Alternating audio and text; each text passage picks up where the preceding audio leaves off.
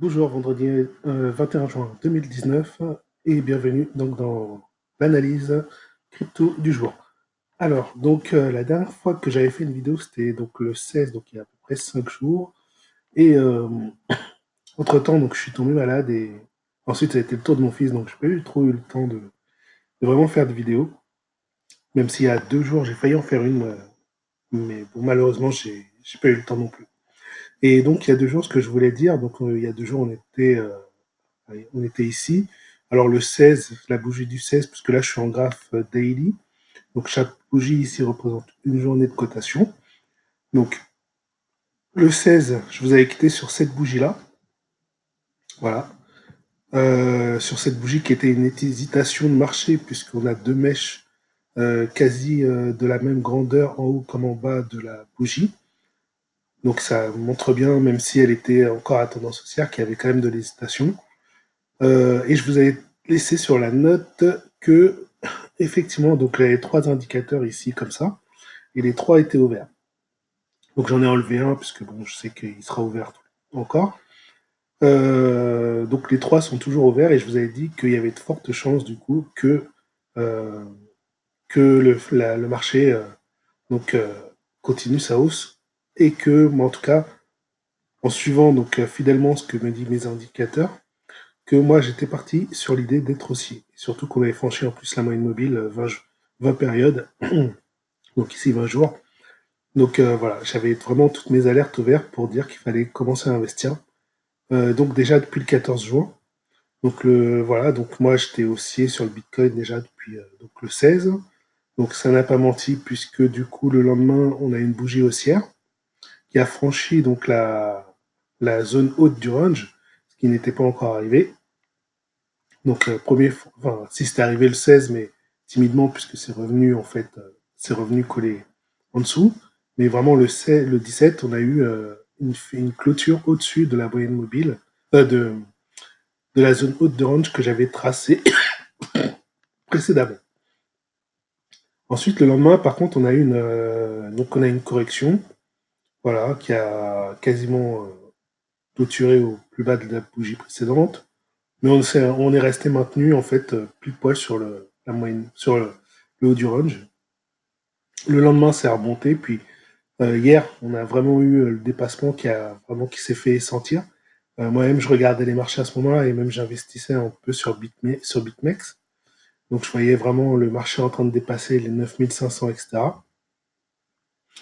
Et j'ai même failli tenter un truc assez extrême et j'aurais pu le tenter. Enfin, dommage, bon, j'ai j'ai pas osé parce que c'est vraiment extrême comme je peux me faire sortir du marché très vite et puis en cas de retournement de marché, donc j'ai pas tenté. Puis c'était à laisser tourner toute la nuit sans surveillance, donc je l'ai pas fait. Mais bon, dommage. Puisque c'est bien monté, donc aujourd'hui on a atteint les 9900, on est bientôt de 10 000.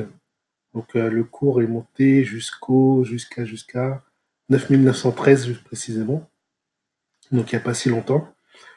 Et voilà, donc là il est en train d'atteindre les 10 000, hein, comme ce que je vous avais dit, voir après donc le 10 000 s'il y aura une résistance qui va le maintenir un petit moment, ou est-ce qu'il va franchir les 10 000 fortement, comme des fois des fois on l'attend sur des niveaux de technique et finalement il est franchi avec une force extrême.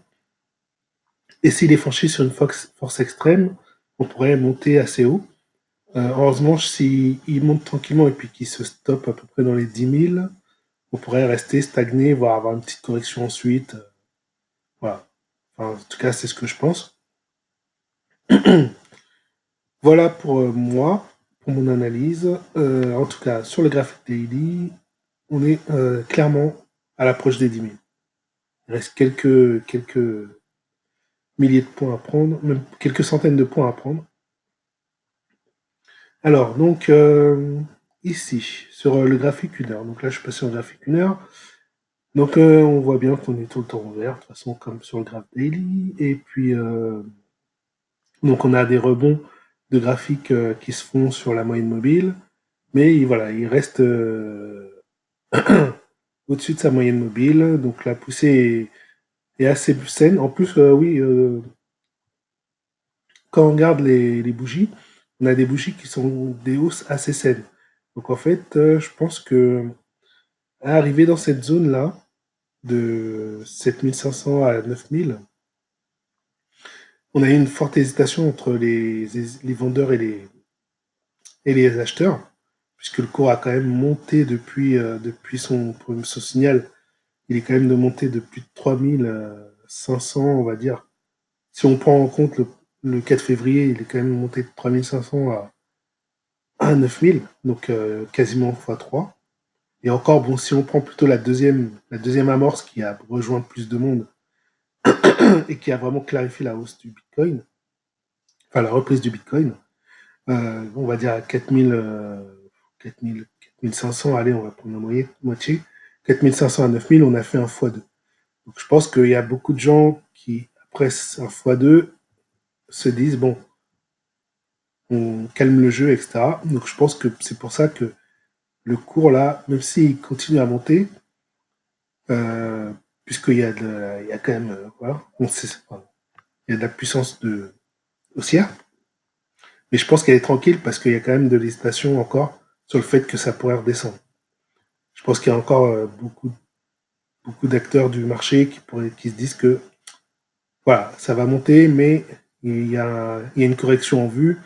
Donc tout le monde y va un peu pris prudemment, je pense. Donc c'est pour ça qu'on n'a pas des explosions encore à la hausse comme on a vu ici. Voilà, comme on a vu les deux premières fois où vraiment le, le Bitcoin a explosé, comme ici en février, même après encore, là encore en février, puis surtout en avril.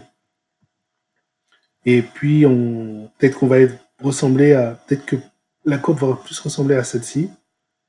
Donc là, voilà, on a eu la stagnation un peu ici. Et là, on a le départ. Et peut-être qu'on va avoir ça. À voir. On va peut-être se retrouver un peu dans cette configuration du début mai. Voilà, où il y avait un peu d'hésitation. Où la hausse était tranquille au début. Et puis, c'est parti en flèche. Donc à surveiller. C'est probable.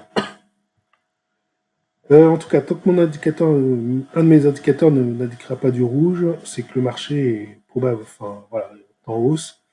Et que, voilà, par contre, il faudra commencer à faire attention quand un des indicateurs du bas sera au rouge. Il faudra commencer à s'alléger, en tout cas sur le Bitcoin. Pour l'instant, on peut y aller. Voilà pour moi. Ensuite, sur le Bitcoin, qu'est-ce que je vais vous montrer d'autre? Donc, c'est toujours, bah oui, hein, pour ceux qui sont plus intraday, qui sont plus, voilà, vouloir coller au marché, regarder les marchés tout le temps, régulièrement, il faut surveiller effectivement les dépassements de moyenne mobile. Alors, pas les dépassements comme là, hein, où elle a juste un peu franchi. Vraiment des vrais dépassements, quoi. Même ici, encore, c'est assez hésitant. C'est pas, voilà, il n'y a pas eu de bougies vraiment encore en dessous qui ont confirmé. Ouais, voilà, vraiment attendre une bonne cassure pour clôturer des positions et puis après attendre une recassure vers le haut de la moyenne mobile pour revenir dans le marché. Voilà, bon, ceci dit, voilà, j'arrête pour le Bitcoin. Alors, on va voir. Donc, on avait le LTC qui était assez nerveux les derniers temps. On va aller le revoir. Donc, le LTC, lui, il est plutôt calme. Donc, vous voyez là, c'est le Bitcoin qui a pris l'ascendance, qui a repris l'ascendance là. Le Litecoin, lui, pour l'instant, il est assez flat. Donc, lui, il va suivre certainement le Bitcoin, mais certainement avec moins d'amplitude, on verra. On a quand même regardé le Litecoin BTC contre le Bitcoin, du coup. Voilà, donc comme je disais, hein, le Litecoin, on voit bien qu'il est en perte de vitesse face au Bitcoin. Donc là, on a même eu un franchissement de moyenne mobile en daily, donc il y a 2 jours. Donc clairement, là, le Litecoin, voilà, faut mieux s'en séparer. Enfin, si on était sur une stratégie de prendre le Litecoin plus que le Bitcoin parce qu'il avait pris plus de nervosité, plus d'amplitude, bah là, il vaut mieux s'en débarrasser. Parce que là, clairement, depuis 2 jours, enfin, depuis hier, franchement, c'est clair que voilà, que le Bitcoin il a pris l'ascendant. Donc il vaut mieux convertir en Bitcoin. Le ADA USD, le Cardano, dont je parlais il n'y a pas si longtemps. Donc pareil, en daily, lui il est stagnant, hein, voilà, depuis un bon moment. Il y a juste eu des mouvements courts de marché en heure à l'époque qui étaient intéressants, mais alors c'était plus le ADA sur BTC, le ADA USD pas très intéressant. Et là, clairement, le ADA USD, depuis la dernière fois, hein, j'en ai déjà parlé, qu'il fallait s'en séparer, donc depuis le 14 juin. Voilà. Donc depuis le 14 juin, depuis que le Bitcoin lui, est un peu en train de remonter, lui, il a flanché direct. Et donc là, il est même au rouge sur mes graphiques. Là, il est même passé rouge. Donc sur mes indicateurs du bas, il est même passé rouge. Donc vraiment, vraiment, oui, il ne faut plus en avoir si dans l'optique d'une stratégie, la, ADA, Bitcoin. Je ne parle pas pour conserver, je parle dans une optique de stratégie entre le ADA et le Bitcoin. Si on est trader, enfin si on surfe entre les paires, on va dire, entre les cryptos. Je reviens juste sur le Litecoin Bitcoin. Lui aussi, il a donné voilà, un signal de au rouge, ce que je voulais vérifier, j'avais pas regardé tout à l'heure. Donc voilà, donc on a les deux indicateurs qui sont au rouge, donc clairement là, il faut s'en débarrasser. Je sais pas si le troisième est au rouge là pour l'instant, mais si on en a déjà deux là sur la crypto, voilà. Enfin bon, c'est clair et net, il n'y a pas que le graphe. Enfin, voilà. Il n'y a pas que l'indicateur qui le dit, même avant de voir l'indicateur, je vous l'avais dit. Alors, il y avait quoi d'autre? On a le d'abord. Donc les hausses face au dollar.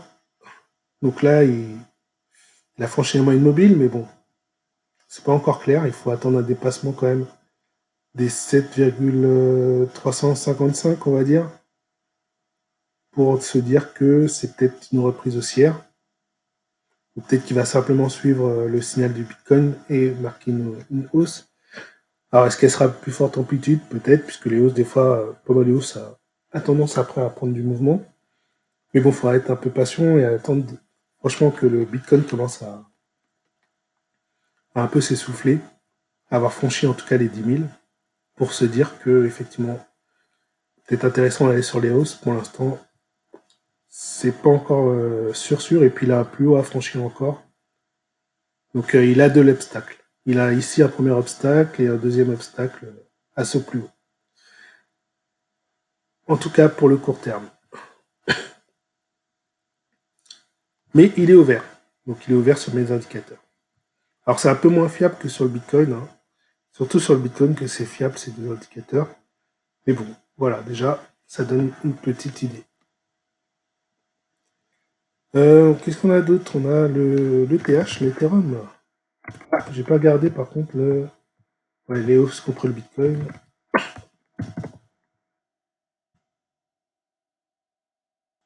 Donc les hausses Bitcoin, bah clairement, ça fait un bon moment que voilà que les hausses est en perte face au Bitcoin. Donc voilà, pour l'instant, j'ai pas trop de raison de m'intéresser à les hausses.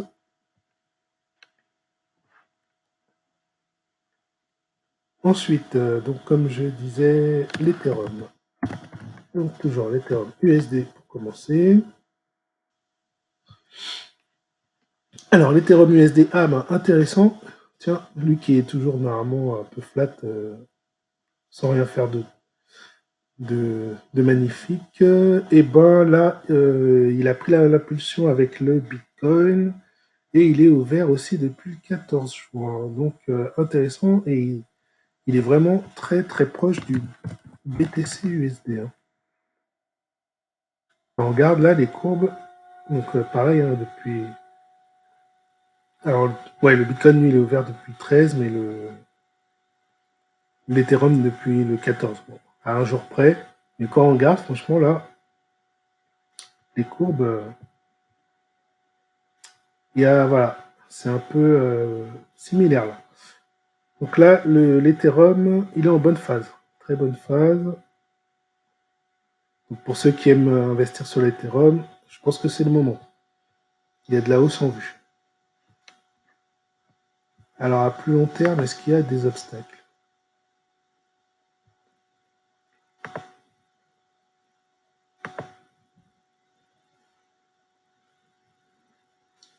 Donc là, je vois ici un jeu là d'obstacles. Clac. Donc là, on a un obstacle ici. Donc une résistance. Donc on pourrait penser qu'il y aurait une montée probable. Voilà, jusqu'à 388. Et peut-être une stagnation à arriver par là. Voilà, je dirais à peu près entre 360.